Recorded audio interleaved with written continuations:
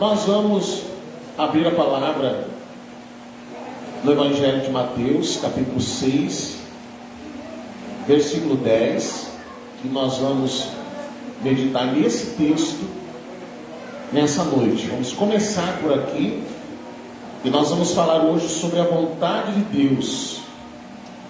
A vontade de Deus. Será que é fácil viver a vontade de Deus? Não é?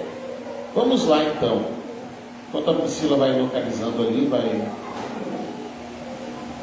ligando ali para nós.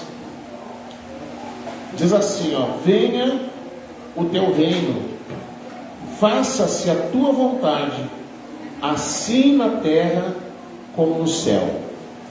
Venha o teu reino, faça-se a tua vontade, assim na terra como no céu.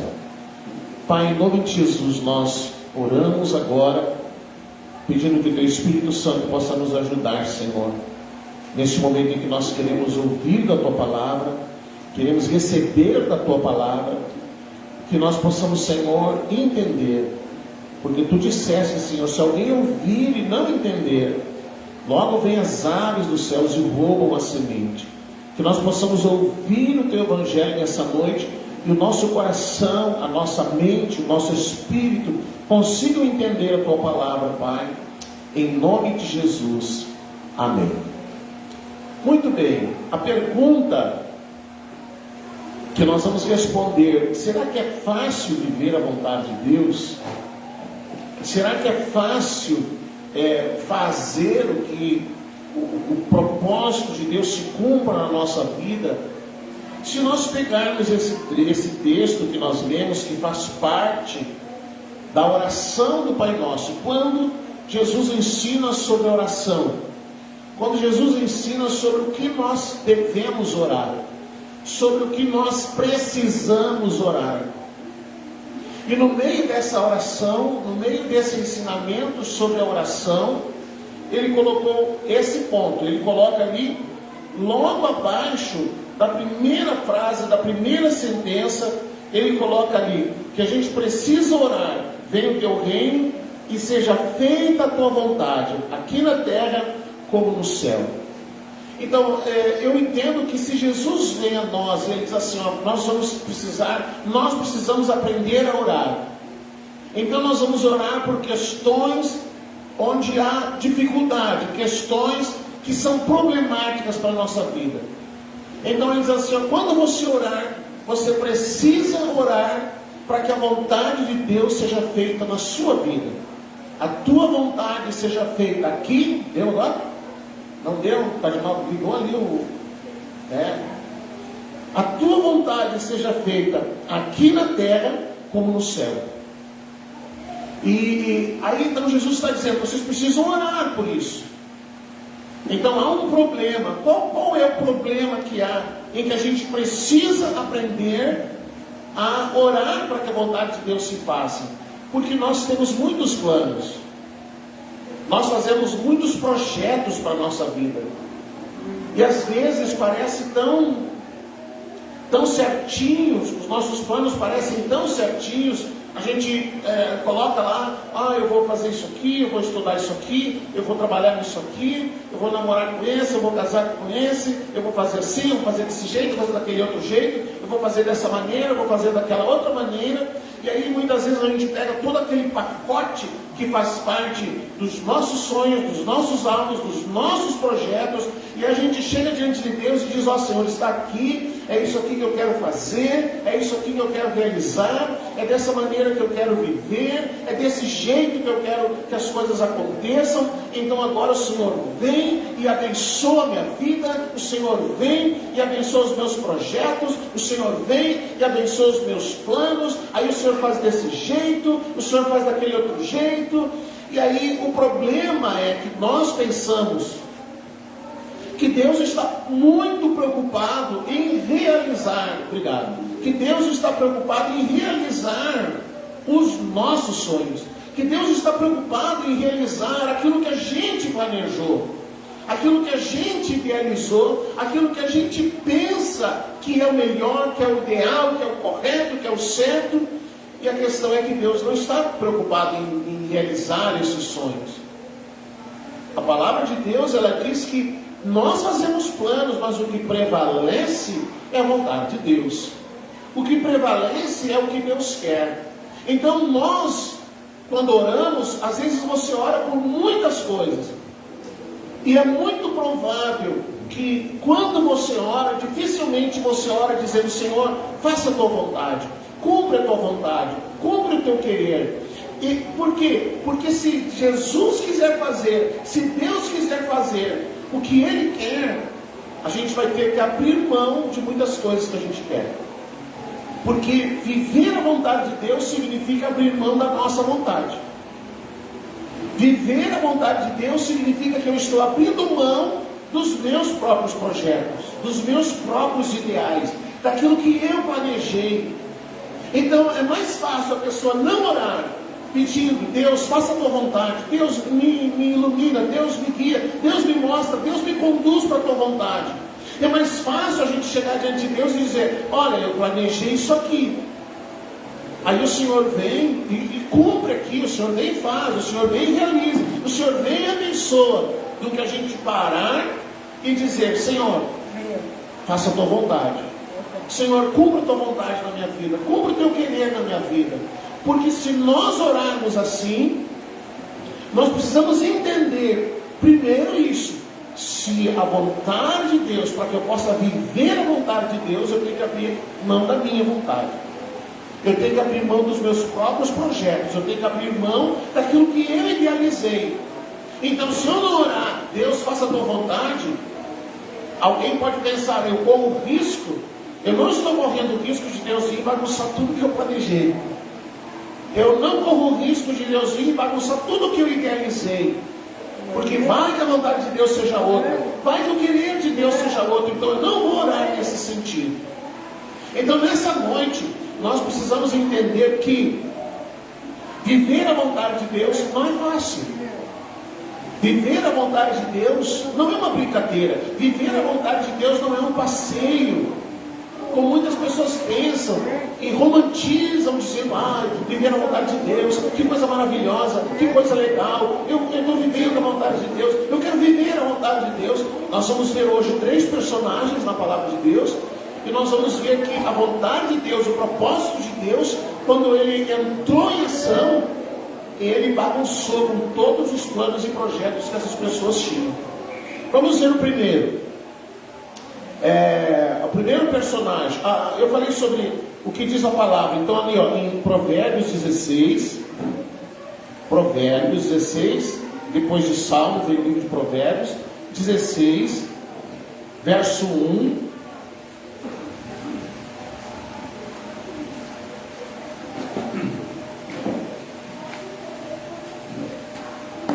Provérbios 16, 1, ele diz assim: o coração do homem pode fazer planos. Não é problema fazer planos. Não é problema planejar alguma coisa. Não é problema, então, porque eu quero ver a vontade de Deus, então eu vou esperar para ver o que vai acontecer. Não é problema fazer planos. Mas a gente precisa entender que o coração do homem pode fazer planos, mas a resposta certa vem dos lábios do Senhor. A gente precisa entender que eu posso fazer meus planos, é lógico que eu posso, mas eu preciso entender que os meus planos não são prioridade. Os meus planos não estão em primeiro lugar. Os meus planos estão abaixo do querer e do propósito de Deus. Se os meus planos, os meus projetos, o que eu idealizei, estiver dentro desse propósito de Deus, amém, glória a Deus. Não vai haver choque, não vou entrar em crise, eu não vou ter problemas. Agora, no momento em que os meus planos, eles não se encaixam, eles estão fora do que Deus quer, aí eu vou ter problema, aí eu vou ter complicação. Vamos ver o primeiro personagem. Agora deu lá? Está indo?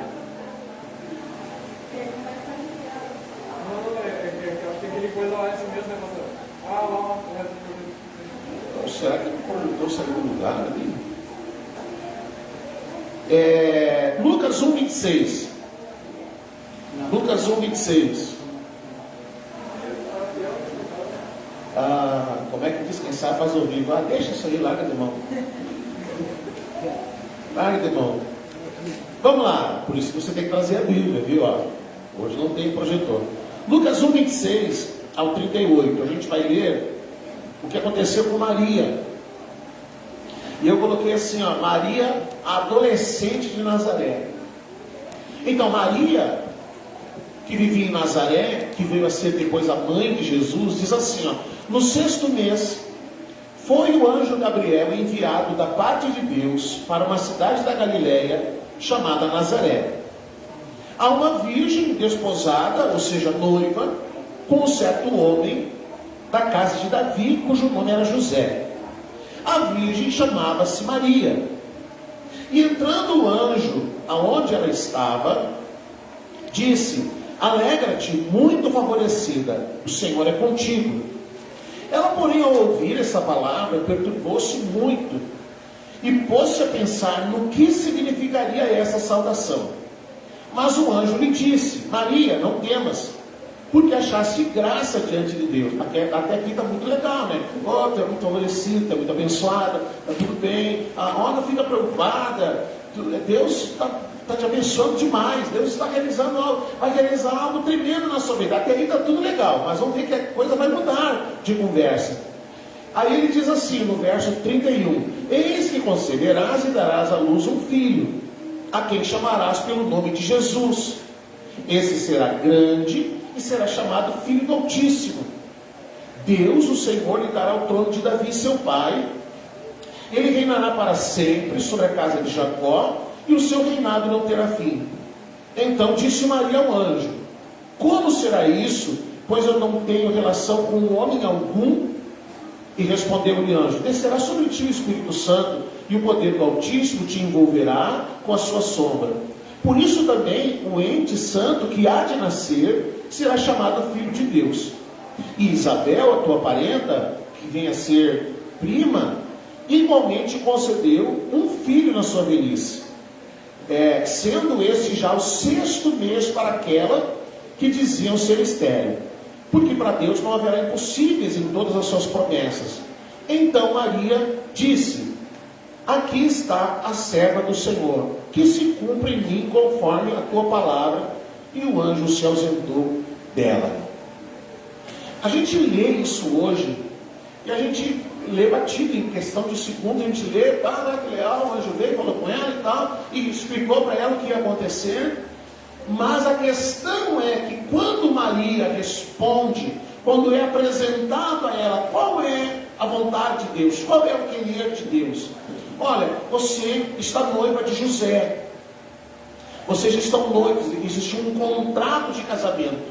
Eles não eram casados, mas o noivado era um contrato de casamento. Era como se fosse já, havia um compromisso tão sério, tão importante, que nenhum outro homem iria cortejá-la, ou iria procurar namorar com ela, ou nenhuma outra mulher iria tentar também procurar namorar com José. Havia um compromisso entre eles, havia um compromisso entre essas famílias. E embora, eu falo bastante sobre isso, às vezes os filmes fazem as pessoas terem uma ideia muito errada das coisas. Toda vez que você vê um filme que mostra Maria estando grávida, Maria sendo visitada por anjo, sempre aparece lá uma mulher. Mas Maria não era uma mulher, ela era uma menina, ela era uma adolescente de entre 13 e 14 anos. Toda vez que você vê um filme, então aparece uma mulher que é visitada pelo anjo, tudo é legal. Mas se você para e procura entender qual era, o que estava comprometendo no fato dela dizer: sim, aqui está a tua serva, faça a tua vontade. O que estava sendo comprometido ali? Primeiro, ela ia se encontrar grávida antes de casar. Ela era noiva de José, eles não tinham nenhum relacionamento, não havia nenhuma intimidade entre eles, eles nunca haviam tido uma relação, e de repente ela se acharia grávida.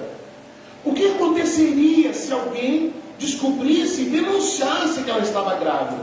O que aconteceria? Ela seria morta, porque a lei dizia que a lei condenava um relacionamento fora do casamento.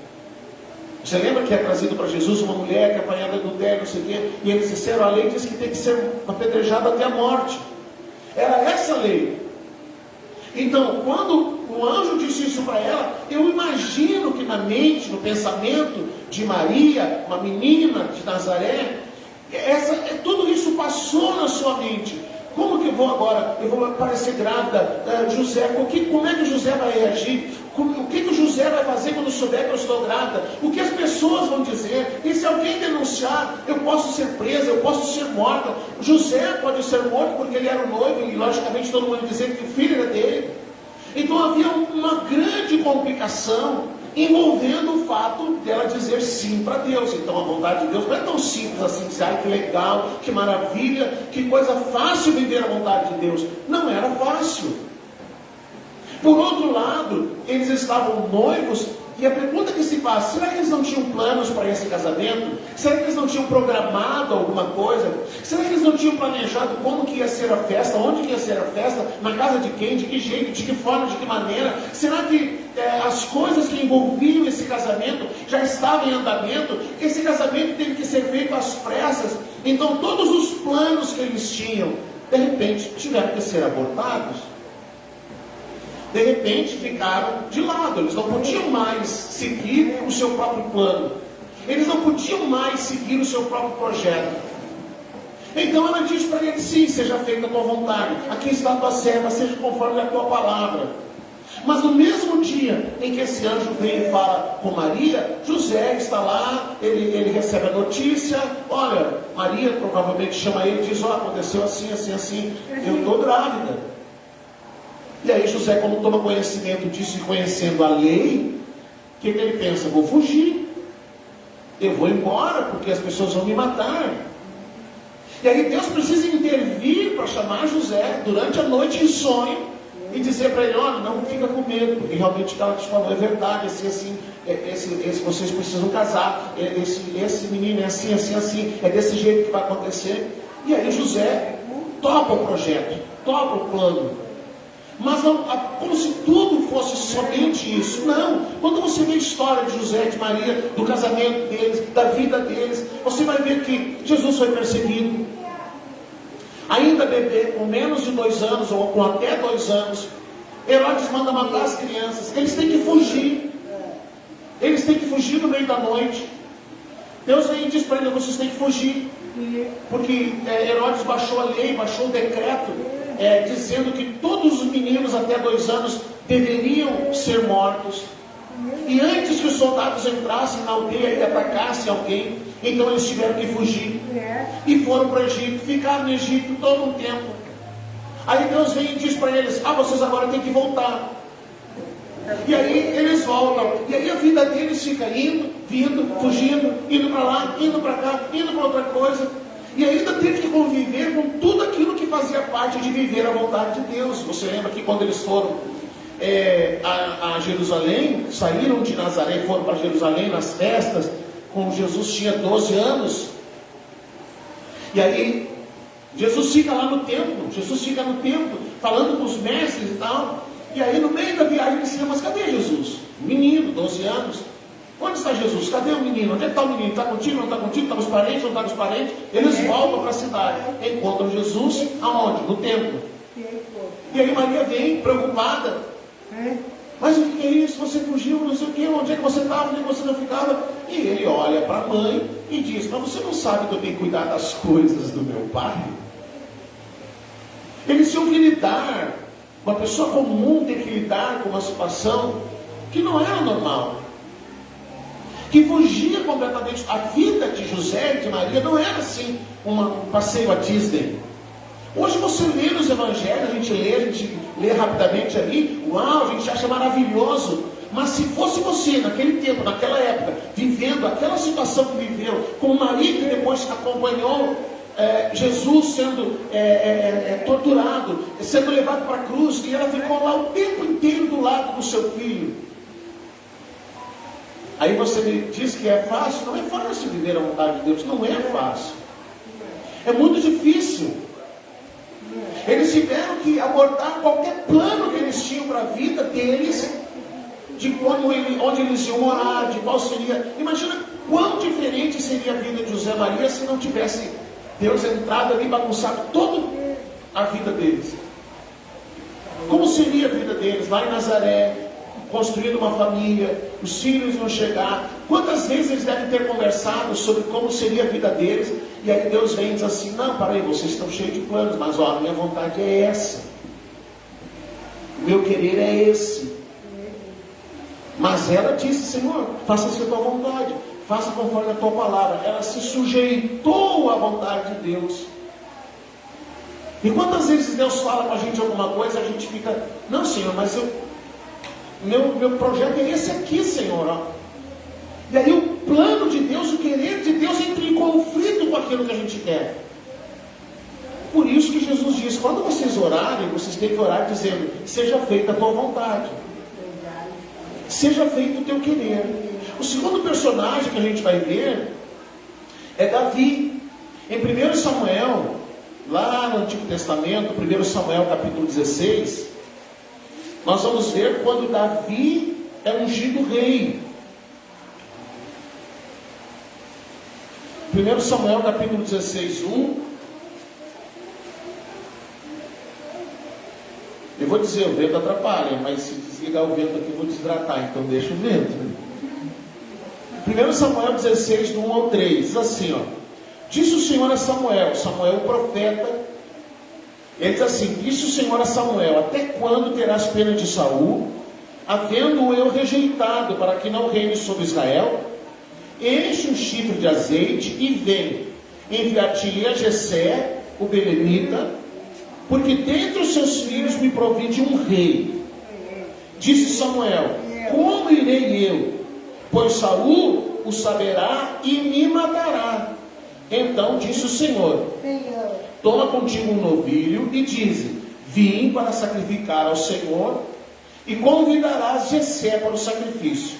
Eu te mostrarei o que has de fazer, e ungir-me-ás a quem eu te designar. Depois do verso 10, nós vamos ler até o 13. Assim fez passar Jessé os seus 7 filhos diante de Samuel. Por isso Samuel disse a Jessé: o Senhor não escolheu nenhum desses. Perguntou Samuel a Jessé: acabaram-se os teus filhos? Ele respondeu: ainda falta o mais moço, que está apacentando as ovelhas. E disse então, pois, Samuel a Jessé: manda chamá-lo, pois não nos assentaremos à mesa sem que ele venha. Então mandou chamá-lo e fê-lo entrar. Ele era ruivo, de belos olhos e boa aparência. E disse o Senhor: levanta-te e unge, pois este é ele. Tomou Samuel o chifre de azeite e ungiu no meio dos seus irmãos, e naquele dia em diante o Espírito do Senhor se apossou de Davi. Então Samuel se levantou e foi para Ramá. Outra uma coisa interessante, a gente lê e diz: uau, que legal, Davi estava lá no campo. E aqui tem aquele fato interessante, né? Todos os irmãos mais velhos de Davi estão em casa, todos eles. O único que estava trabalhando era Davi, que era o mais moço. Davi também, outra coisa que os filhos ensinam errado, né? Aparece Davi, parece um homem. Aparece um homem formado. Mas Davi não era um homem, Davi era um menino, também tinha pouca idade. E ele era o único que estava trabalhando. Os irmãos estavam em casa, e ele então pegava as ovelhas do pai e levava até onde tinha pasto, onde tinha água, onde ele cuidava dessas ovelhas, e ele passava nesse trabalho o dia inteiro.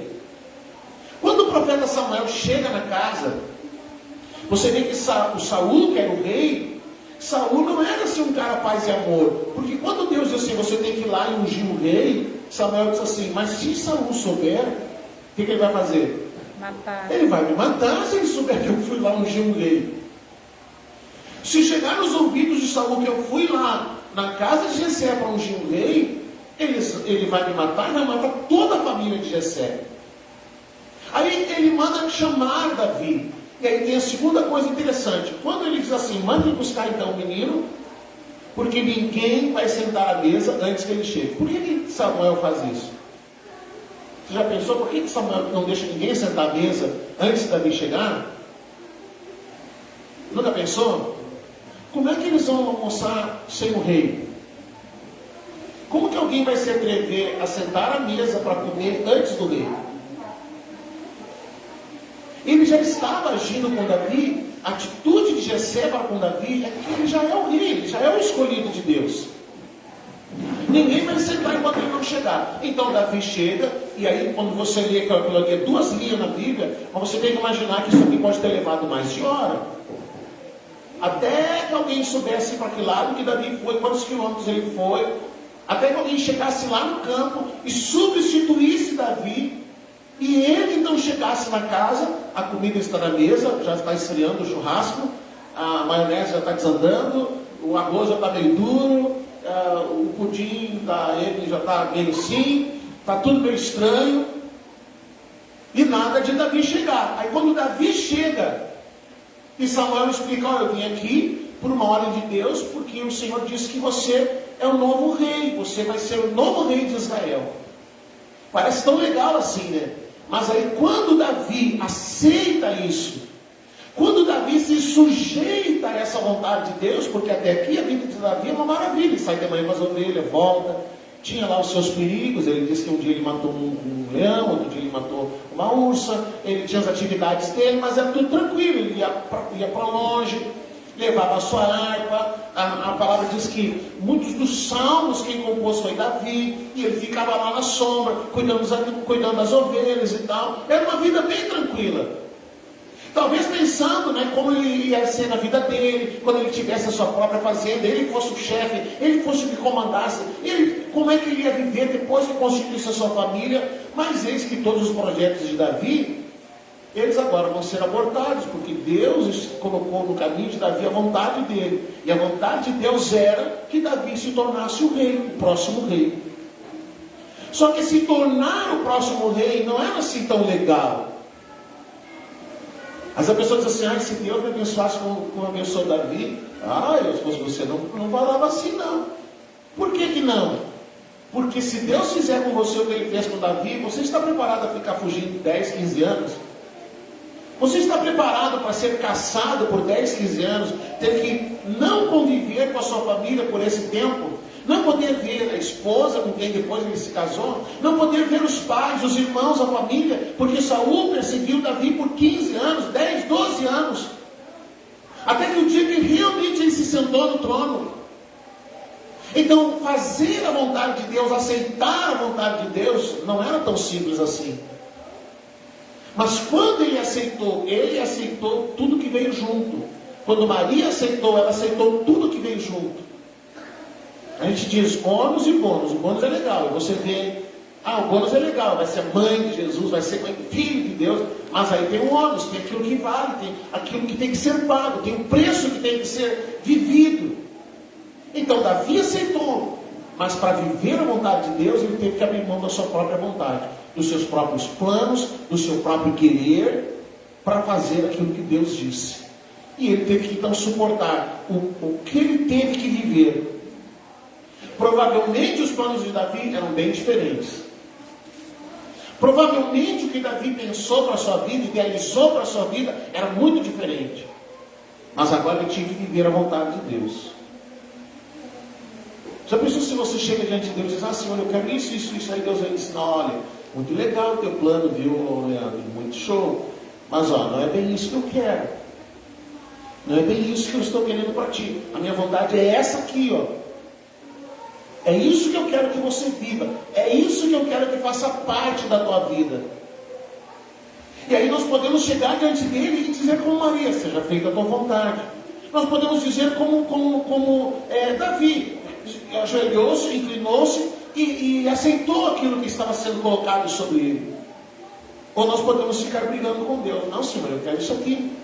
Eu quero desse jeito. A gente pode fazer que nem Jonas, a gente pode fazer como outros personagens. Não, mas eu quero isso aqui, eu quero viver desse jeito. É isso que eu quero, é desse jeito que eu quero. E o último personagem que a gente vai ler está em Mateus 26, 42. Esse você conhece. Quando Jesus está lá no Getsêmani, lá no Jardim das Oliveiras, na noite da ceia, na noite da quinta-feira, chamada Quinta-feira Santa, Ele sai da ceia, vai com os discípulos, já é tarde da noite. Ele vai com os discípulos para o jardim. Eles chamam os discípulos para orar com ele. Se você prestar atenção, você vai ver que nunca Jesus chamou eles para orar. Jesus nunca disse, vamos lá orar comigo. Mas nessa noite ele chama os discípulos, vamos lá, vocês vão orar comigo. E aí eles vão para o jardim do Getsemane. E lá ele diz assim, vocês orem aqui que eu vou orar mais um pouquinho adiante. E você lembra que Jesus vem, 3 vezes eles estão dormindo. E Jesus assim, como vocês não conseguiram ficar comigo 1 hora? E isso é uma coisa interessante para a gente pensar. Às vezes para assistir um filme você fica 1 hora. Para assistir uma novela você fica 1 hora. Para assistir um jogo de futebol você fica 1h30. Para, enfim, qualquer outra coisa, para sentar e tomar um chimarrão, você fica 1 hora. Para ficar, esses dias a gente estava conversando em casa sobre o homem tem a capacidade de ficar sentado em algum lugar e não ficar pensando em nada. As mulheres ficam com crise com isso. O que ele está pensando? O que ele está pensando?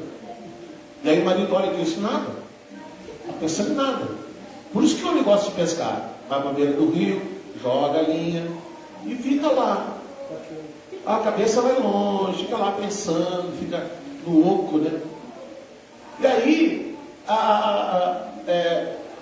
os discípulos não suportaram. Então a gente, o homem, pode ficar às vezes 1 hora no nada assim. Fulano. Aí a mulher chama o marido, está longe. Sabe lá Deus onde é que está? Você está pensando em outra. E o cara, não estou pensando em nada. Eu não estou pensando em nada. Você que está pensando que eu estou pensando em alguma coisa.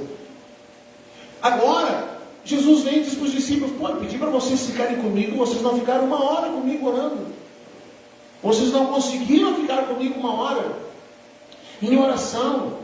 E aí Jesus está lá vivendo a agonia do Getsemane, a cruz está às portas, Judas já saiu para receber as 30 moedas e para entregar Jesus e levar os soldados até o jardim. Jesus sabe o que vem à sua frente, então ele vai orar. Ele está em agonia por aquilo que está vivendo, e a gente também fica em agonia, mas o erro é que a gente não ora. Às vezes você está em agonia por algum problema, porque as coisas estão cheias de problemas à sua volta, a pessoa está em agonia por causa das dificuldades, mas não ora. Jesus está lá orando. E aí diz a palavra, Mateus 26, 42. Tornando a retirar-se, orou de novo, dizendo, meu Pai, se não é possível passar de mim esse cálice sem que eu o beba, faça-se a tua vontade. Faça-se a tua vontade. Ou seja, eu estou agora diante para viver um dos problemas mais difíceis. Eu vou experimentar agora o que Jesus estava para experimentar. Era algo que nenhum ser humano suportaria, mas ele suportou. Mas ele vem, aquele que tem o poder para mudar todas as coisas. Ele vem para Deus e diz, se o Senhor puder, se o Senhor quiser, se eu posso passar por isso sem beber desse cálice, então Senhor, me livra dessa. Mas se não, seja feita a tua vontade. A questão era que a vontade de Deus era que Jesus fosse para a cruz. A questão era que a vontade de Deus era que Jesus enfrentasse a cruz. A questão é que muitas vezes nós vamos orar dizendo, Deus me livra dessa. Deus me tira desse problema. Deus me resolve essa questão. Deus me tira desse sofrimento. E Deus vai olhar e vai dizer, não, você vai ficar aqui no meio desse problema, no meio desse sofrimento, porque é no meio desse sofrimento que eu vou trabalhar na tua vida. É no meio desse problema que eu vou te tratar você. É no meio dessa dificuldade que eu vou te fazer amadurecer. Aguenta firme aí. Mas nós temos medo de dizer, Deus, faça a tua vontade. Porque vai que no meio do problema a gente vai orar e Deus vai dizer, não, aguenta no osso aí. Aguenta firme. Fica bem tranquilo aí, porque eu estou no controle de tudo. Porque nós olhamos para o problema e nós começamos a imaginar, poxa vida, e agora? E agora, o que Deus vai fazer? E agora, eu acho que Deus não está vendo isso. Eu acho que está tudo fora do controle. E na verdade, tudo continua no controle de Deus. Nós é que não estamos mais controlando nada. Esse é o problema. Essa é a questão do sofrimento. É que as coisas não estão mais sob o nosso controle. E quando as coisas fogem do nosso controle, nós é que nos desesperamos. Deus está tranquilo, mas a gente está desesperado. Jesus estava dormindo, mas os discípulos estavam com medo. Ai, Senhor, nós vamos morrer.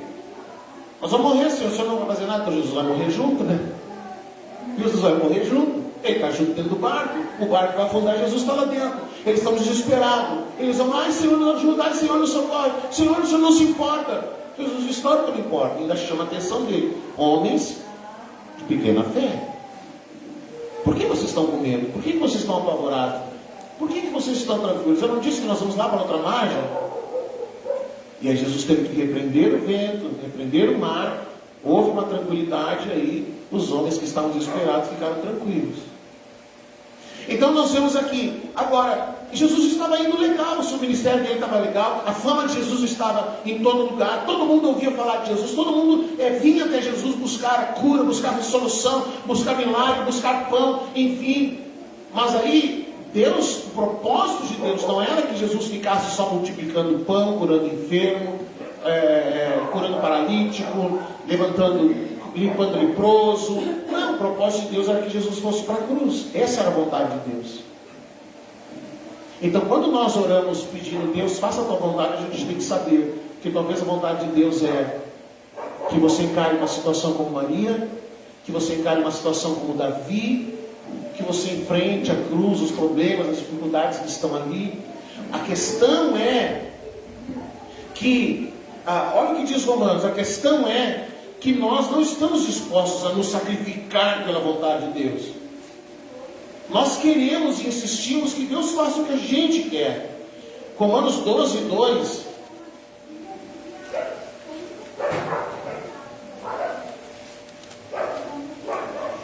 Romanos 12, 2, assim, ó. E não vos conformeis com este século, mas transformai-vos pela renovação da vossa mente, para que experimenteis qual seja a boa, agradável e perfeita vontade de Deus. A boa, agradável e perfeita vontade de Deus. E o último texto que eu vou ler e vamos encerrar está em Hebreus 13. Hebreus 13, 20.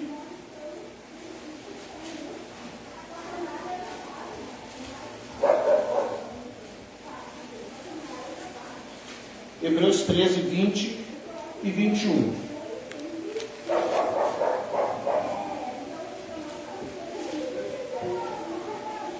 Diz assim, ó. Ora, o Deus da paz tornou a trazer dentre os mortos a Jesus, nosso Senhor, o grande pastor das ovelhas, pelo sangue da eterna aliança, vos aperfeiçoe em todo o bem, para cumprirdes a sua vontade, operando em vós o que é agradável diante dele, por Jesus Cristo, a quem seja a glória para todos sempre. Amém.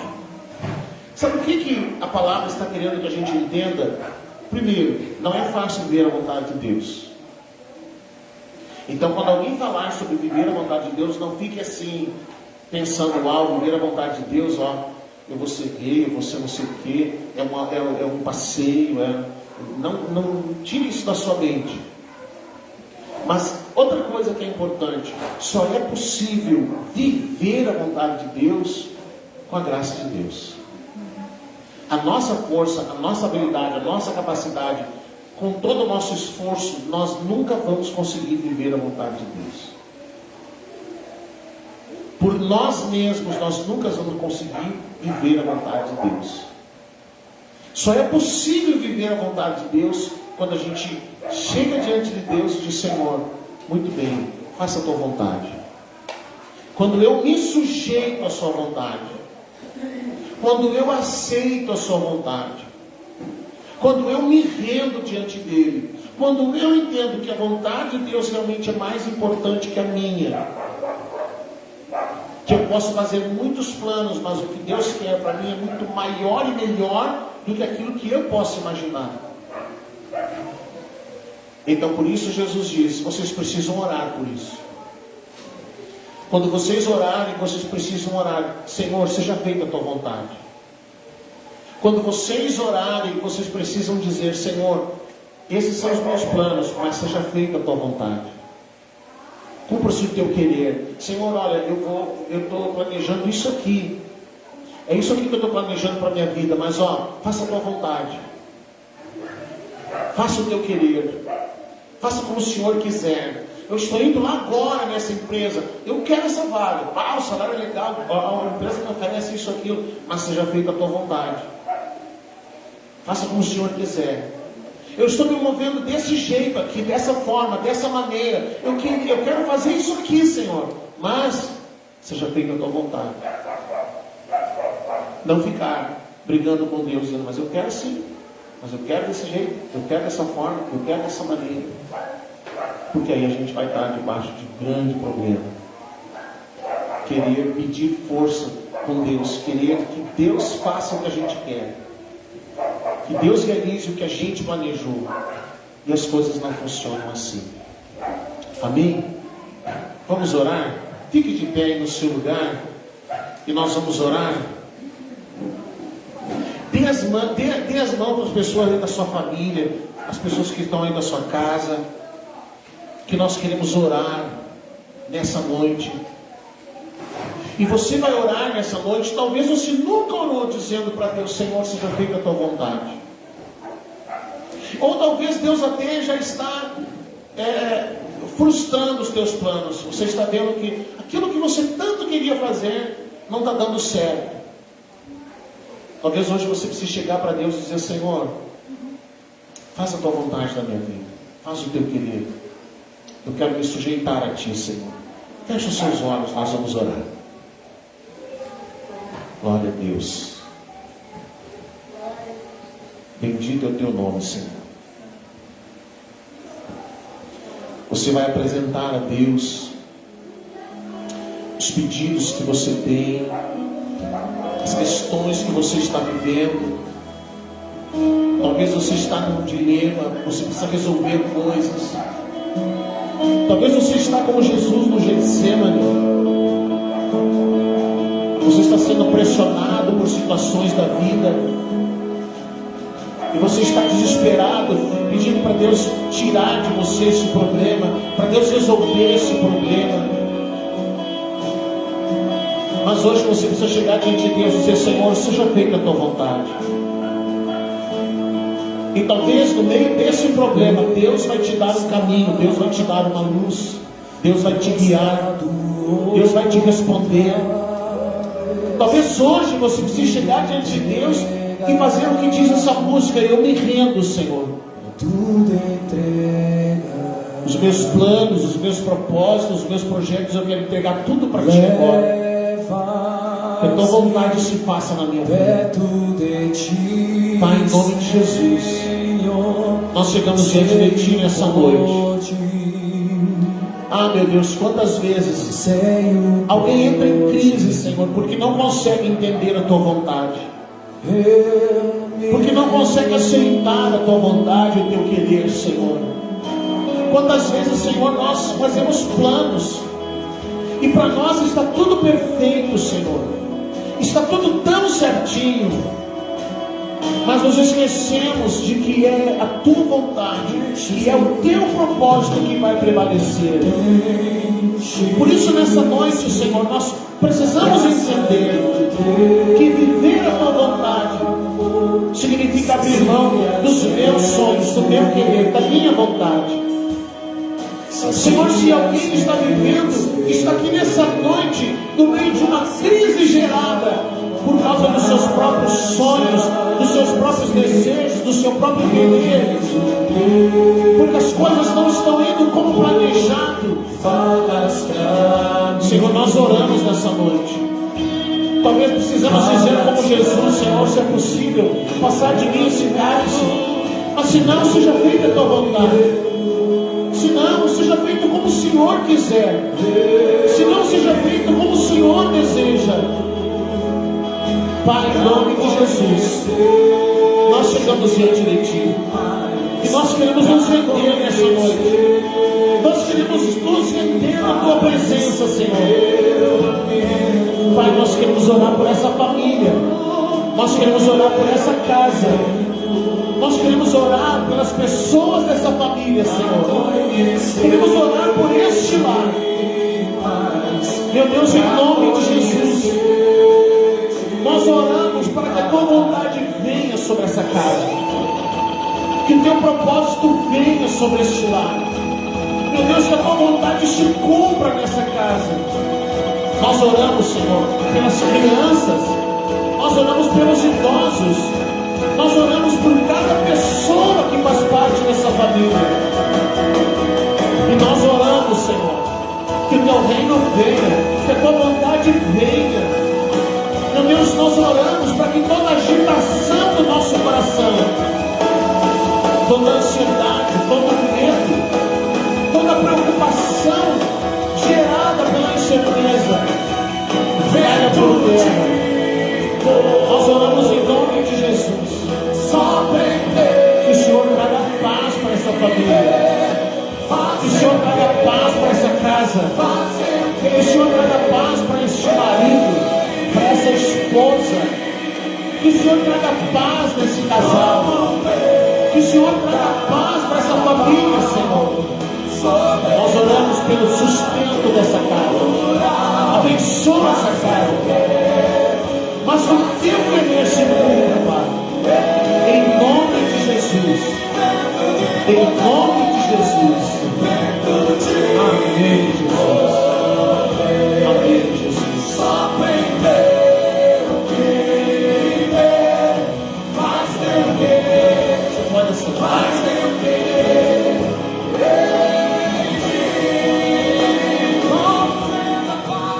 Glória a Deus. Olha só. Nós vamos encerrar aí a transmissão. Obrigado para você que está aí assistindo, assistiu hoje, amanhã, quando for. Que Deus te abençoe, que Deus possa te pegar aí.